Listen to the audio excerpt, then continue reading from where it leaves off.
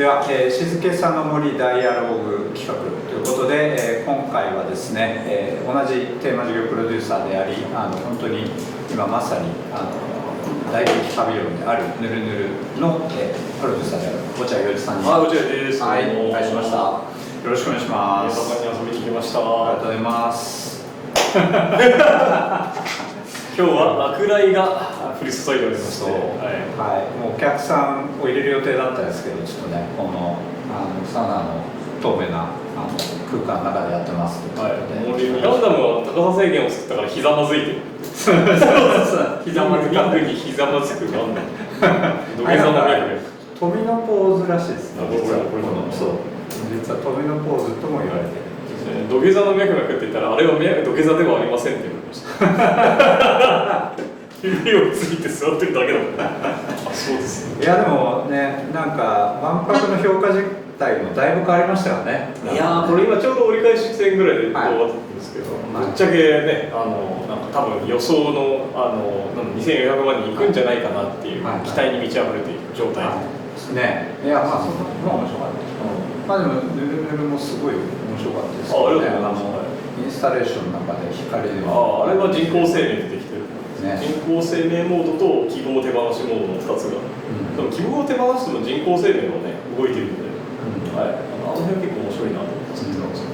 あれは本当にすごい僕も行ったんですけど面白かったです。ありがとうございます。結構まとまりがよく仕組み者できてるなと思いました。そうですね。あと2話見た。でも川森館のあれだけ見てない。アニマの方に。VR は見たんですけど。VR の方に。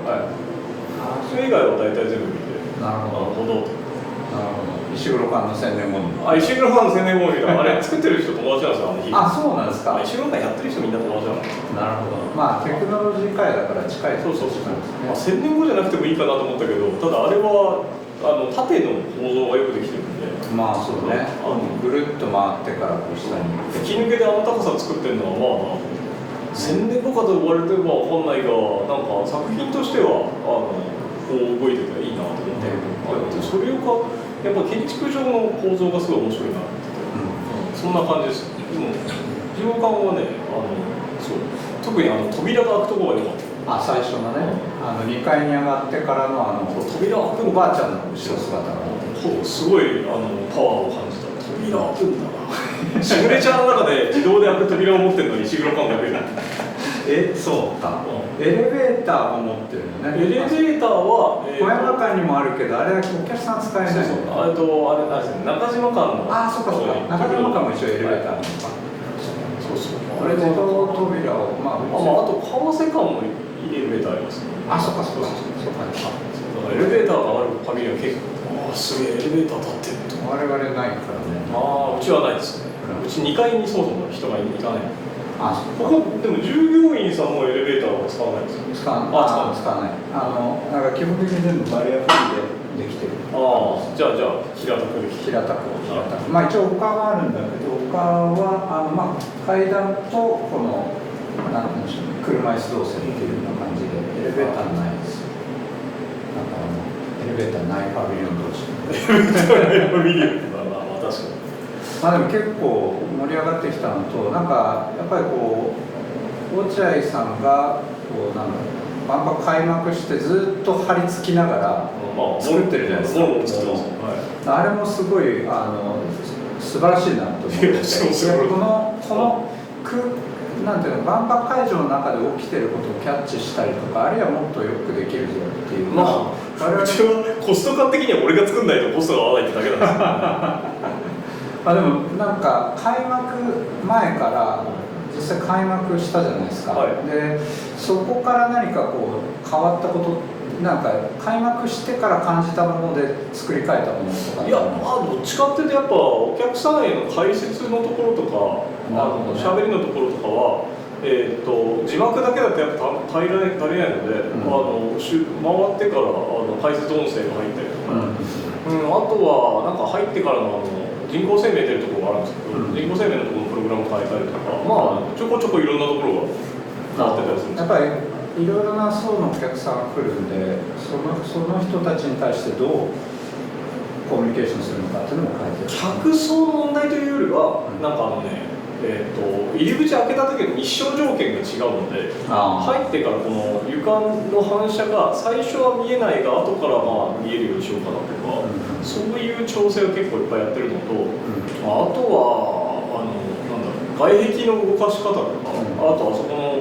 LED の動きとか、あとはまあ大体結構いろんなものが発ますね。私たちも結構やっぱり説明の仕方とか動線相当変えたんですよね、開けてみて。最初やっぱりこう石ころっていうものをみんなに、まあ、持ってもらうっていうパターンもあったんですけども、アート解説モードっていうのは絶対石ころ持たない石ころ俺石ころだったら相当やばいです。石ころは昔テレノイドっていう石ころ携帯電話作って、本当ですか？このくらいのやつ何でもやってんね。あれ面白かった。本当に石ころね、石ころ、まあだから石ころモードと石ころじゃないモードっていうのがあったりとか。石ころの数がここは立足条件になるんですか？うちはシアターの大きさなの？いや全然石ころはもっとあるんです。もっとあるの？もっとあるんです。で思ったより盗まれなかった。っていうか全然盗まれてない。盗まれなそうですよね。いやすごいやっぱお客さんのこの意識もすごい高かったし、まあアテンダントもどんどんこうコミュニケーション良くなっているので、どんどん本当にないんですよ。でだから石ころが立足条件というよりはやっぱこの体験をこう伝えるためのこの密度そのものを、まあ一応なんかね 1.5 倍にしろとかしてたんですけども、まあいわゆる自由観覧モードっていうのを作ったことによって、まあ、そこはクリアしてるので、あんまりまあ落合さんたちもやっぱ人を多く入れすぎたら体験の質が下がったって言ってたじゃないですか。まあそうですね。っていうよりはそこやっぱコントロールした。どっちかというと中に入れる数をかなり多くしたんだけど、なんかそれでも人の数をもうちょっと増やそうと思って、回廊側に中には入れないけど入れるモードっていうのを作ったんですよ。つまりなんつったらいいのかな。外側から見るやつ。外側からそうただ見てるだけの人で。それがインスタレーションモード。いやインスタレーションモードとさらに別のやつを人数を増やすためにやったんだけど、それがあんまり良くなかったんでそれはやめました。なるほどね。やっぱり何が起こってるか分かんないってことですか。っていうよりはまあなんかおまけのインスタレーションモードがそもそもおまけモードなんですよ。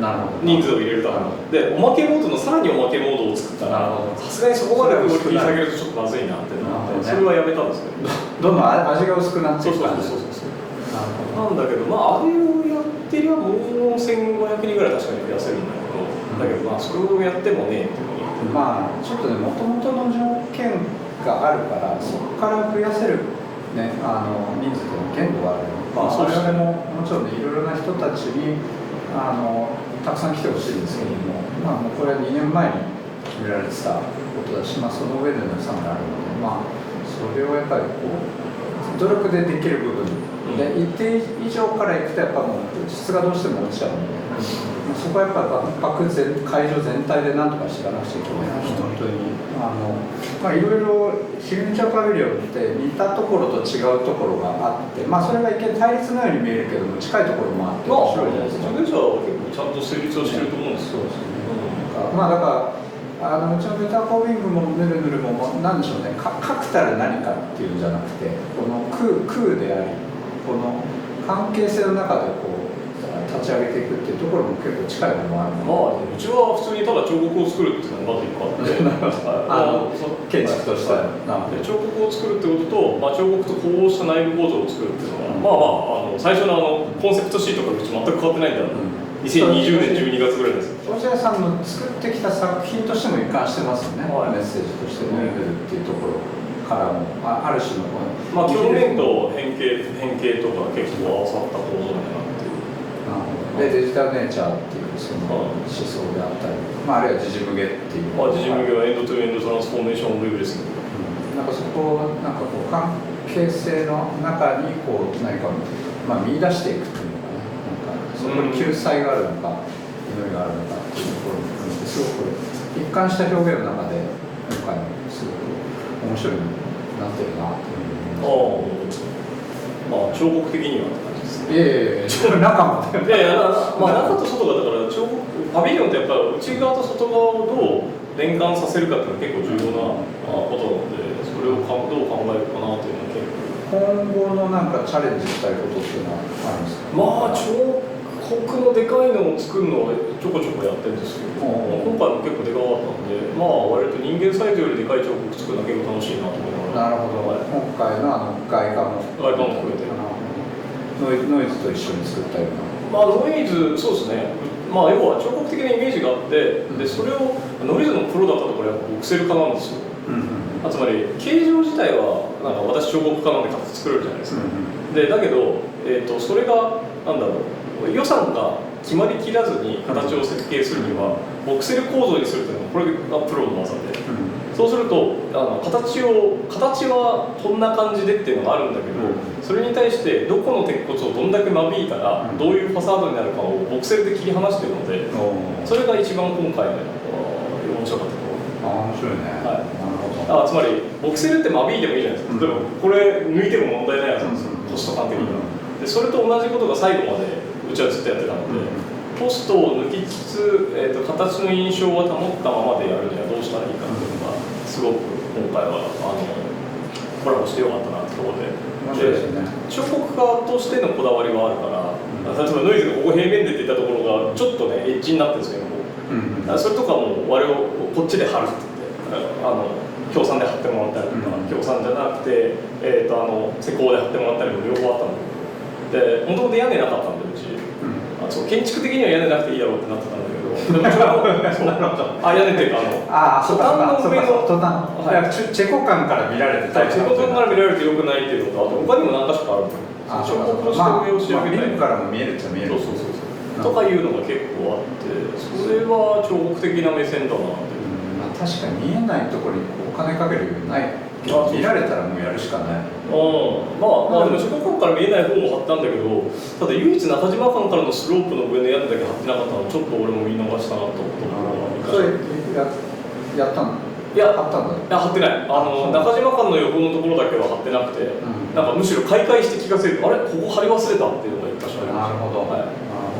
あとは建築的には設置してないっていうのが結構ポイントで、壁が地面にくっついてないんでうち、そこがなんか見た目のポイントです。うちにもやっぱり建築家いっぱい来るんですけど、やっぱり落合さんのところの建築面白いっていう人が多いです。ありがとうございます。やっぱ本当にそういうアート目線とかとはまた違う建築目線の中での面白さもあるなって思って、でなんか外壁を動かしてるのはあれはもっと動かしたかったですか、それともあれぐらいがもともと相当して。いやロボットアームとバイブレ、アクチュエーターとあと低温の、ウーハーとがついてるんですけど、もうちょっと動かしてもいいかなと思っているので、それが今後の一つの方向性としてはさらに動く。でもさらに動くやつ自体はアクチュエーターもあって、それをどう組み込むかな組み込まないかなぐらいの感じなんですよね。ハンド付けしちゃおうかなとか、ちょっと配線伸ばそうかな、でも伸ばすとなっていうのが。あれは今後どこかに持っていくんですかね。でも変形する銀幕の作品自体はちょくちょくいろんなところで出してるから、それそのまんまっていうよりはパーツとしては十分パーツとしては割と、ただその彫刻状態でどこかでまた展示できればなとは思ってるんですけど。高いもんね。そう高いのは高いわけで、高いのはもう民芸館でもあれを乗っ取ったら大変なことになる。民芸館の敷地確かにすっぽり入っちゃいますね。スポーツすぐれちゃ入っちゃう。民芸館がある日ヌルヌルしてたら、確かにそれはありなんだけど。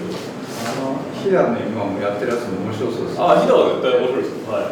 手と足が長いってずっと言ってたのがものすごく長くなったんです。いやあれは3年前に展示してるやつ。そうなんだ。なるほど。あれは手長足長を最初に作った彫刻。ずっと言ってたやつなんだ。あれはでかいんですよ。8メートルぐらい。だからそうですね。その柱ぐらいだ。柱ぐらいなんだけど、それが結構面白いなと思ってるんですけどね。なんかさっきの中島館のスロープからの話でもあるんですけど、なんか万博開幕してまたどんどん思いついたりしてることって今ありますけど。万博始まってからそうね。でも思いついてるっていうよりはやっぱり1個の作品をこんなに繰り返し自分が見せられることもあんまりないので。本当そうですよね。これでなんか納得してないやつだって本当にもう気持ち悪かった。納得してないところがいっぱいあるのでよく直して。なるほど。直しながら。そこはいいところですね。基本的には直せる。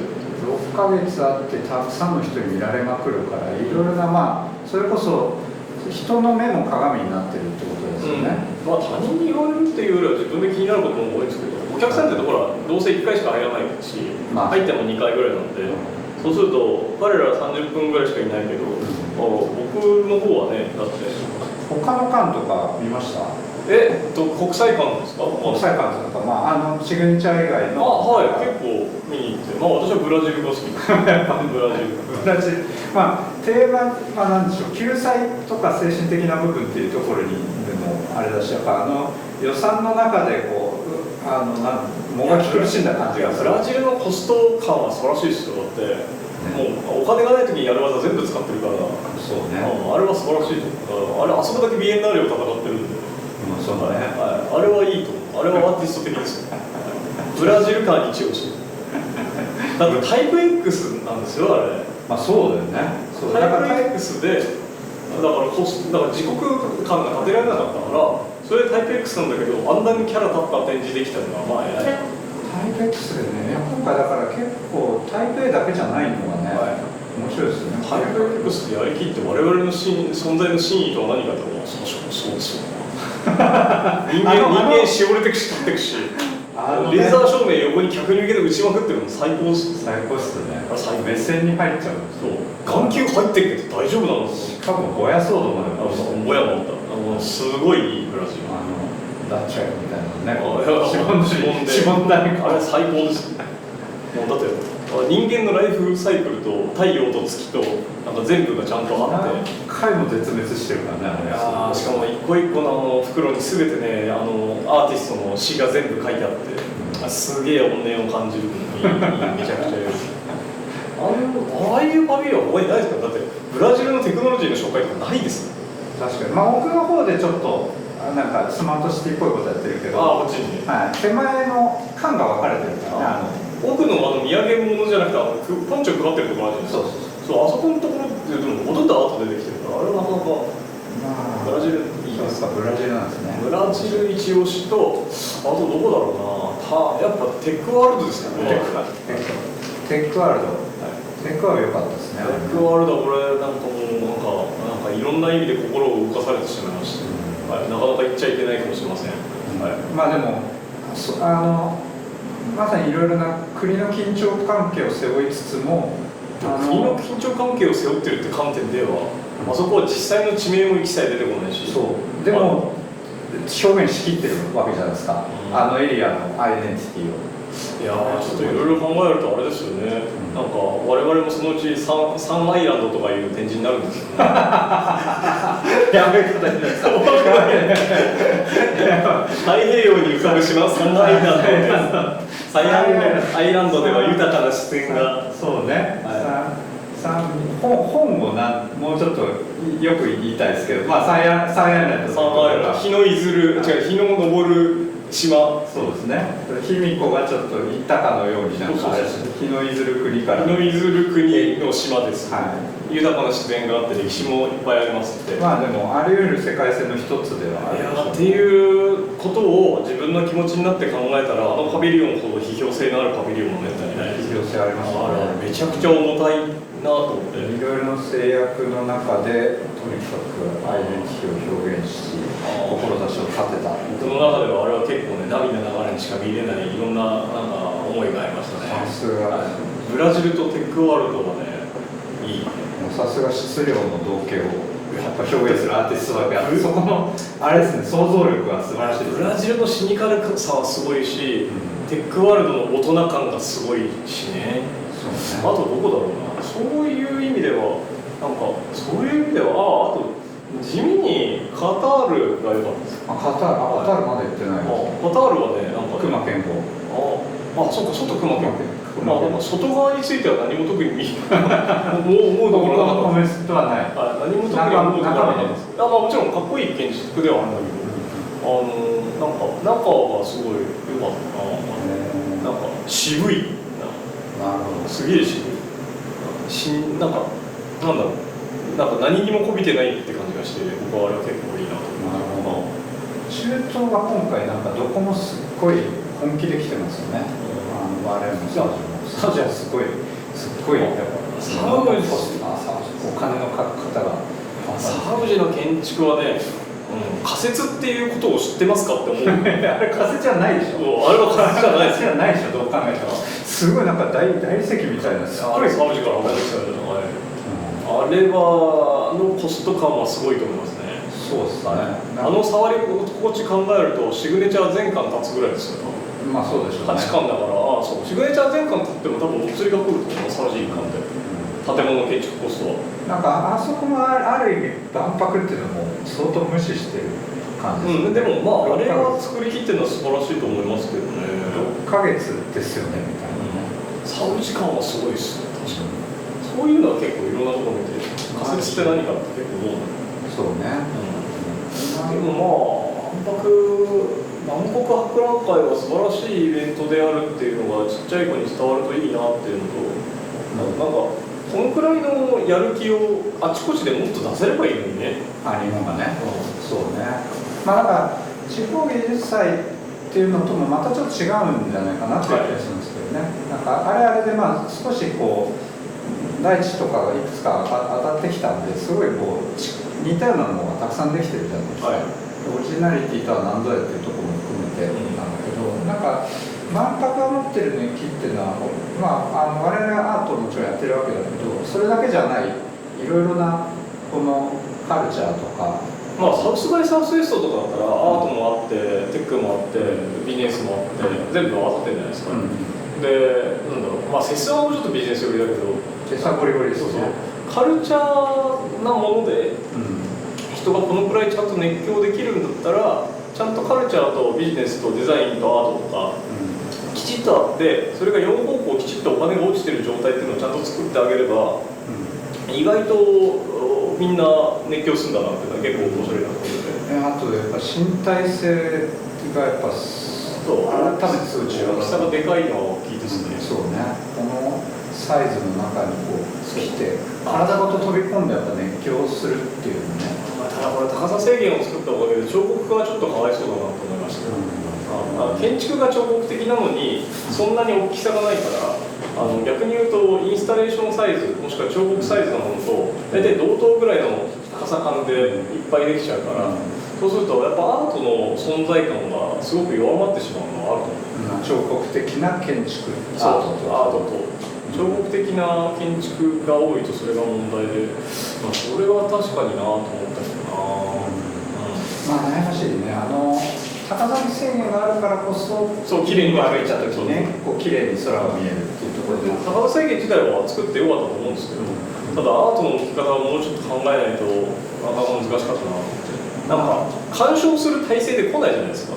いやそういや大変だよ。いや俺だってなんだか子供が入ってた。クラウドピースの中で俺子供がジャンプしてるんですよ。お前と止めてくれ止めてくれ。おいおい女の子がなんかニコニコしてるのいやまあそうだよなと。物欲も別になんかそれでいいと思ってるかもしれないよって思った。まあ小野さんはねあり得るかもしれないです。まあ今回はいろいろアーティスト僕らを考えた時にやっぱり美術館じゃないんですね。で芸術祭でもないので、やっぱある種文脈を踏まえて違う意図で来た人たちにも伝わるものを一定レベル置かないといけないなっていう。まあレアンドロなんかまさにそう。レアンドロはあそこは土地にはまって結構人2万人ぐらい吸い込むんですよ。あれは結構いい。だから落合君のやつもやっぱすごいなんでしょうね。ある種の強さがあるし、でも深さもあるしっていうところで、やっぱその両方があるものがやっぱり一定ないと、なんか静かに耳を澄ます系だけだともうノイズに踏み潰されちゃう。うちはなんかゴーとか言ってる前に人が回って、人数カウントしてるんですけども、なんか1日6、7万人から8万人ぐらい来るんで、多いと思ってくるんですけど、なんかカウントするのやめました。大体みんなトリルオートカウントして、もうあそこ名称だよね。大体彫刻的に「吠えた!」とか言って「吠えた!」じゃねえよ。まあでもそれはそれでいいんですよ。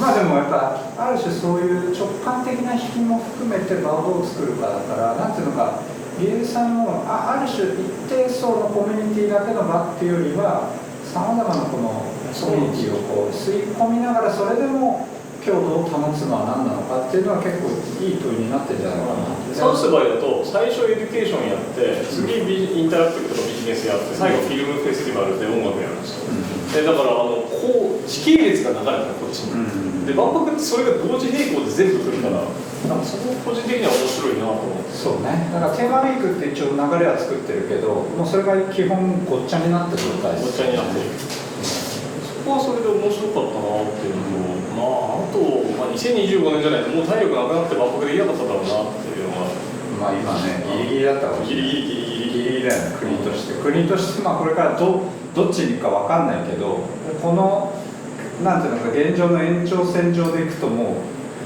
うね、この先同じことができるかっていうのは厳しい。ギリギリやって子どもたちに見せれたっていうのはすごいいいことだなっていうのは、子供が本当にいっぱい来てくれたらよかったですね。遠足の子たちがワンサがいるからな。でもこれを関西なんで関東の人にも早く来てほしいですね。関東でもこの数週間ぐらいでようやく来てないですか、なんかちょっとずつ大学でどうですか。大学の子たちはもう俺初週にみんな来てって言ってわーって来たから、それはそれでいいんだけど、やっぱ自分と遠い人ですよね。そうだから東京の一般ですよ、だからちょっと前までひどかったじゃないですか。ほぼ関西オリンピックがこけたからお前らもこけとけぐらいのそういういやでもやっぱ大阪さすがだなって俺本当万博やって思ったのは、やっぱりね大阪いいですね。大阪すっごいだから今回なんかマスメディアとかっていうよりは大阪の血の力でガーッと盛り上がって明らかにそうですねこれね。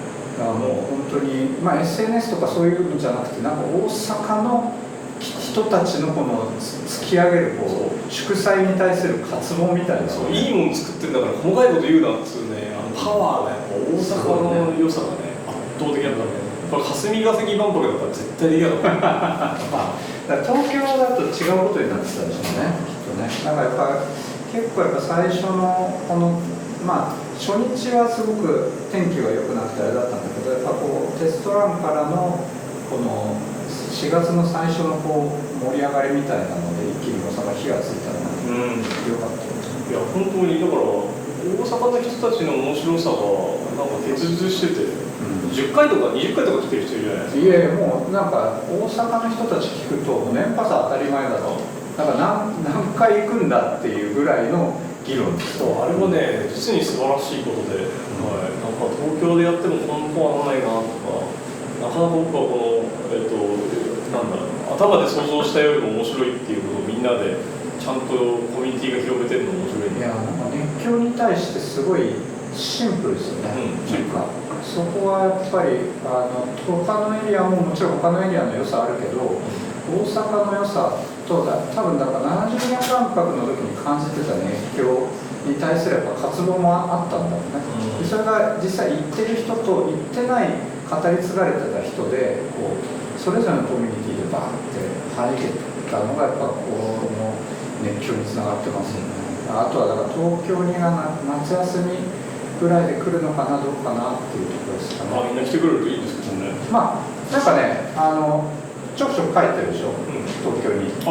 でやっぱ4月とか、5月とかにちょっと帰った時の東京の感触より今日午前まで東京行ったんですけど、この7月に入ってからだいぶ変わって、僕も東京いるんでさっきも東京にいたんですけど同じような、行ったり来たりがすごい多い。だいぶでも本当に7月になってようやく行った人たちがみんないいっていうじゃないですか、かなりの割合で。それがやっぱ東京の人たちにも今火がついてきて、そうですね、SNS の力は意外と偉大だし、侮れなかったですね。承認欲求ゲームじゃない、なんか熱狂を伝える力としての SNS っていう、